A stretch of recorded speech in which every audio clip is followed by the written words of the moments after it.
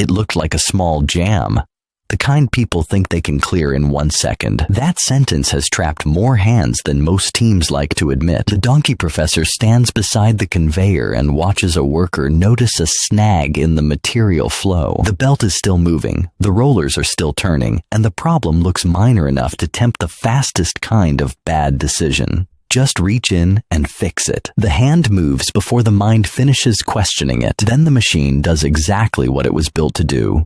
It keeps moving, steady and indifferent, and the same motion that carries product starts pulling skin, glove, and bone toward the nip point. This is why conveyors are so deceptive. They look smooth, predictable, almost harmless in motion, right until that motion grabs something that was never meant to be inside it. The professor points to the real failure chain.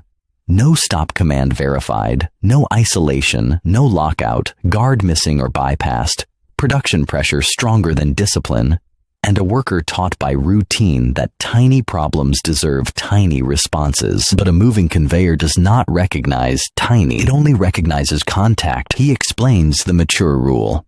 A blockage is not a quick interruption. It is a maintenance condition, and maintenance begins only when hazardous motion is fully controlled, energy is isolated, guards are respected, and the machine has been proven incapable of pulling anything else where it should not go. The donkey professor leaves one thought that stays with people because it is painfully simple.